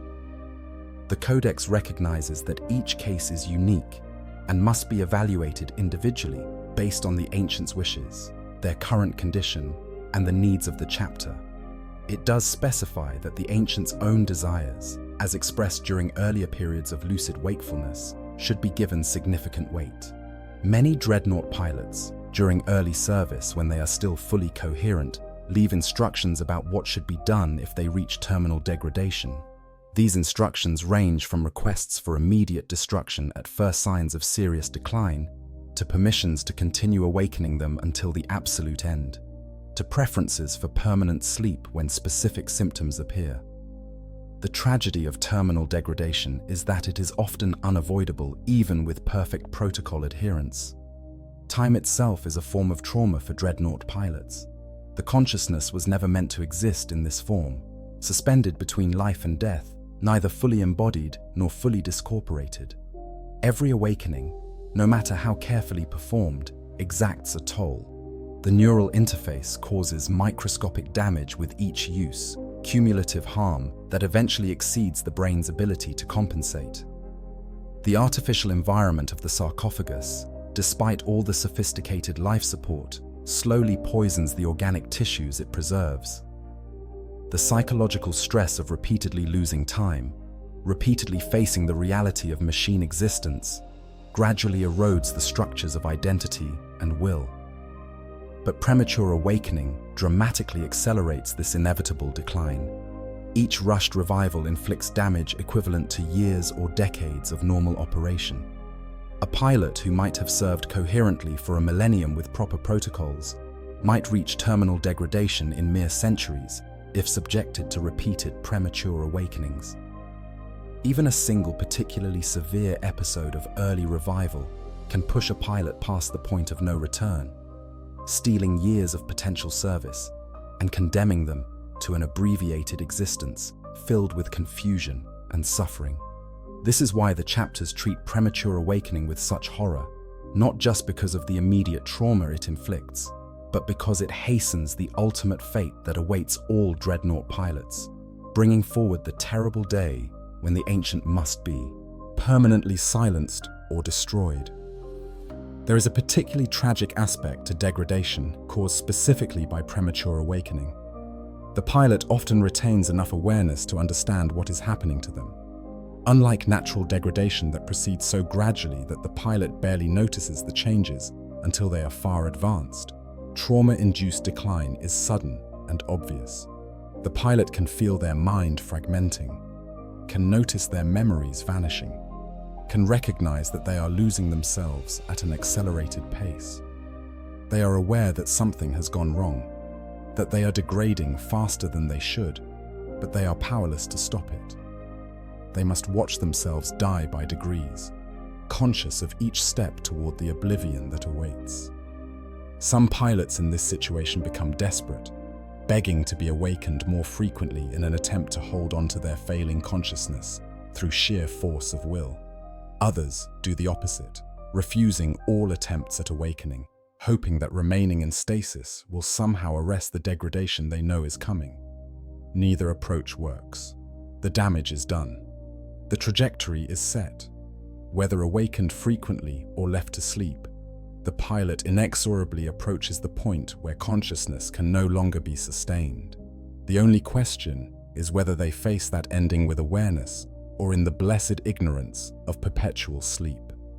Chapters maintain crypts and memorial halls dedicated to dreadnoughts that have reached the end of their service. These are solemn places, filled with the silent sarcophagi of warriors who can no longer be awakened, surrounded by honor rolls listing their deeds and years of service. Battle brothers visit these crypts to pay respects to ancients who served long after death should have claimed them, who sacrificed not just their lives, but their very selves in defense of humanity. The presence of these memorial spaces in every fortress monastery serves as a reminder of the ultimate fate that awaits all Dreadnought pilots, and thus as motivation to treat living ancients with the care and reverence they deserve.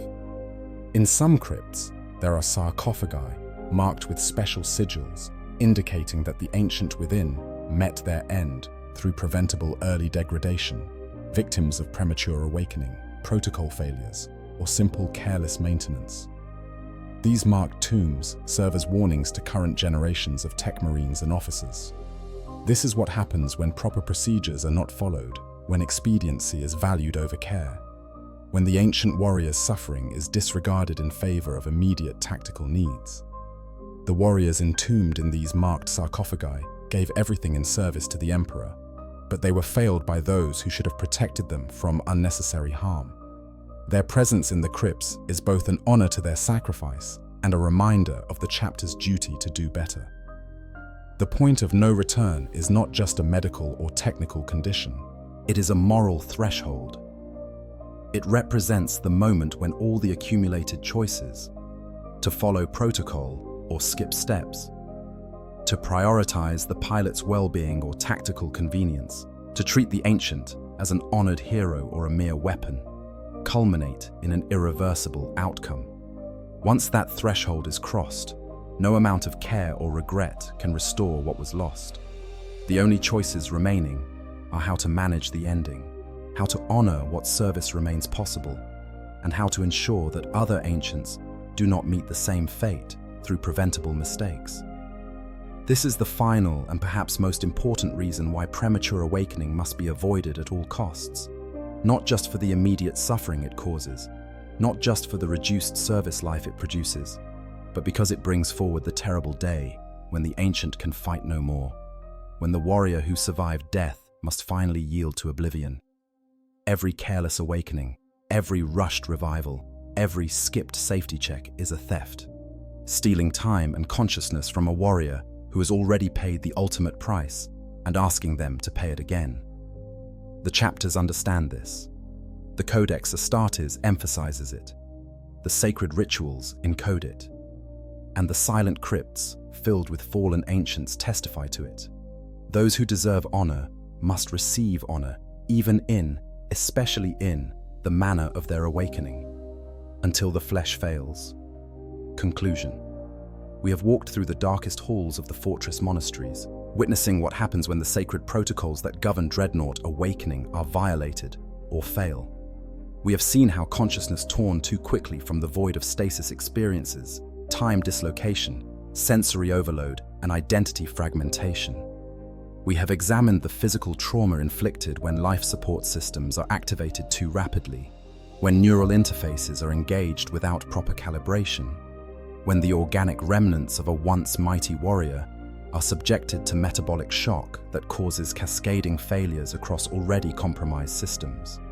We have witnessed the psychological devastation, the dyschronometria that leaves pilots stranded outside of time itself, the cognitive collapse that reduces heroes to confused fragments of consciousness, trapped in mechanical shells, the acceleration of the inevitable degradation that transforms thinking, feeling humans into tactical calculators that have forgotten they were ever anything more.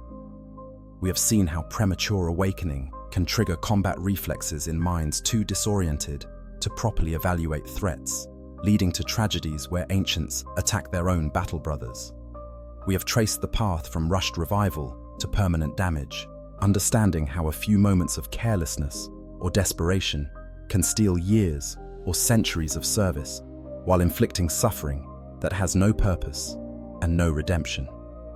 We have looked into the mirror that chaos holds up to the Imperium, seeing in the Hellbrute what a Dreadnought becomes, when traumatic awakening is not accident but design, when suffering is not an unfortunate byproduct but a deliberate feature. We have understood that the difference between honored ancient and shrieking monster may be nothing more than the care with which awakening is performed. We have recognized that the protocols exist not as meaningless ritual or bureaucratic obstacle, but as hard-won wisdom, purchased with the sanity and service of countless warriors across 10 millennia of bitter experience. We have examined how different chapters approach the sacred duty of maintaining and awakening their ancients, seeing universal principles expressed through varying traditions. We have understood that whether through space wolves, saga reverence, blood angels, genetic caution, Iron Hand's technical precision, or Ultramarines codex discipline, all paths lead to the same destination: meticulous care in awakening, absolute adherence to proper protocol, and recognition that the pilot within the machine is not a component to be utilized, but a hero to be honored. We have confronted the point of no return, that threshold beyond which all the care in the world cannot restore what degradation has taken.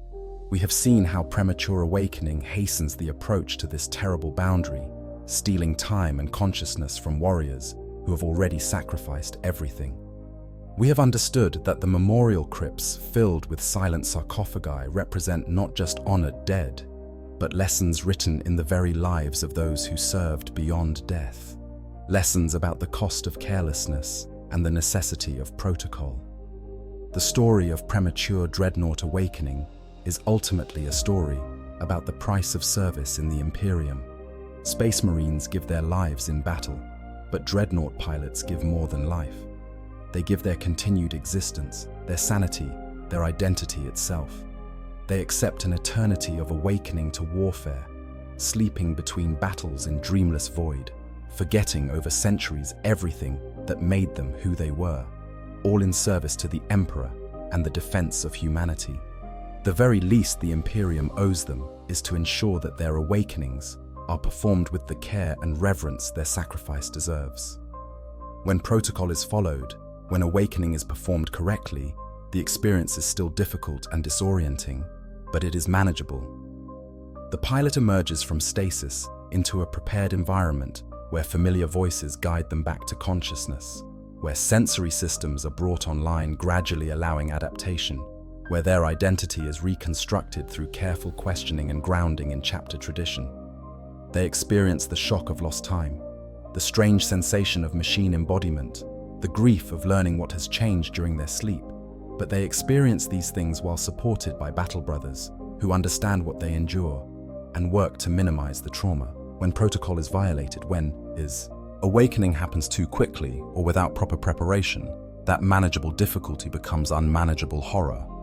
The pilot's experience shifts from, "I am a warrior continuing to serve despite terrible wounds," to, "I am trapped in a nightmare of sensory chaos and temporal dislocation, with no anchor to reality and no path back to myself." The difference is profound. One experience, while not pleasant, preserves the pilot's essential humanity and capacity for continued service. The other destroys both, leaving a damaged consciousness that may never fully recover, even if immediate function is restored. The chapters know this. Every tech marine who trains in Dreadnought maintenance learns it. Every chaplain who participates in awakening ceremonies understands it. Every battle brother who has stood vigil in a Dreadnought vault feels the weight of it. The ancients within those sarcophagi deserve better than to be rushed from sleep by careless hands or desperate need. They deserve the time and attention that proper awakening requires.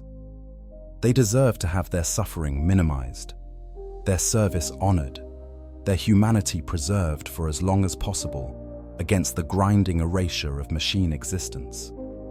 In the grim darkness of the far future, there is only war, and in that war, terrible choices must sometimes be made. Desperate situations arise where commanders face the awful calculus of immediate need versus long-term cost, where tactical necessity pressures them to cut corners, to rush procedures, to accept risks they would normally never countenance. In those moments, it can be tempting to wake a Dreadnought early, to skip the careful protocols in favor of immediate combat capability. The temptation must be resisted. The cost is too high. The suffering inflicted is too great. The disrespect to the warrior's sacrifice is too profound. Better to fight without the ancient than to wake them improperly. Better to face defeat with honor intact than to win through methods that betray the heroes who have given everything. The Dreadnought Vault must remain a sacred space where the only considerations are the well-being of those who sleep within and the proper performance of rituals refined across millennia.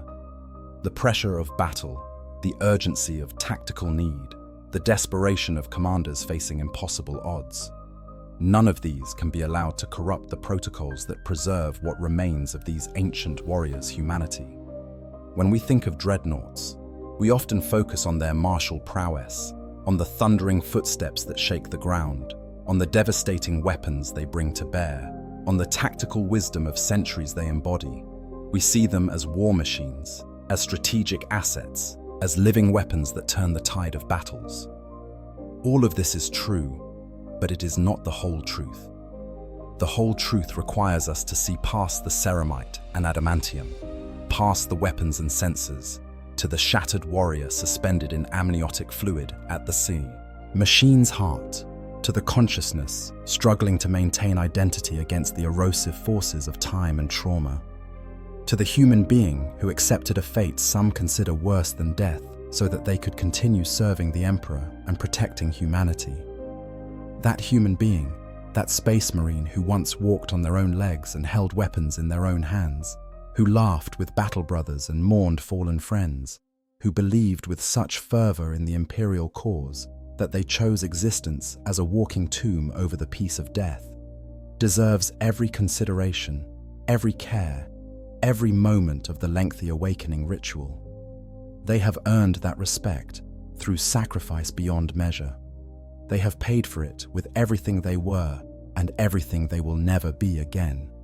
The Imperium owes them the debt of proper treatment, of careful protocol, of awakening performed right. So the next time you hear of a dreadnought being roused for battle, spare a thought for the warrior within. Remember that beneath the mechanical voice and the thunder of their footsteps lies a consciousness balanced on the knife edge between honor and madness, preserved only through the careful observance of procedures that protect them from the full horror of their existence. Remember that rushed awakening threatens to push them off that edge into oblivion or insanity. Remember that the rituals are not meaningless tradition, but essential safeguards, that the time required for proper revival is not waste but necessity, that the care demanded by protocol is not luxury but moral obligation. In the darkness of the far future, where there is only war and the laughter of thirsting gods, the way the Imperium treats its dreadnought ancients serves as a measure of whether any humanity remains worth preserving. When protocol is followed, when awakening is careful and respectful, when the warrior's suffering is minimized and their service honored, it proves that even in the grinding nightmare of eternal war, some values endure. When protocol is violated, when awakening is rushed and careless, when tactical convenience is valued over the ancients' well-being, it suggests that the Imperium has lost something essential, that the darkness has claimed another piece of what once made humanity worth defending. May the Omnissiah guide the hands of the tech marines who perform the awakenings. May the Emperor grant strength to the chaplains who provide spiritual support. May the chapter masters have wisdom to resist the temptation of expedience. And may the ancient ones themselves find what peace is possible in their twilight existence, serving with honor until duty finally ends in the only way it can, with silence, with rest, and with the knowledge that their sacrifice was valued and their service honored from first interment to final sleep. If you've learned something from this exploration into one of the Imperium's darkest realities, if this deep dive into dreadnought existence has given you new appreciation for the sacrifice these warriors make, consider supporting the channel with a like and a subscription. Share this with your fellow devotees of the Dark Millennium, and let me know in the comments, what aspects of dreadnought lore would you like to explore next? Until next time, may your own awakenings be gentle and your sleep be deep. For the Emperor.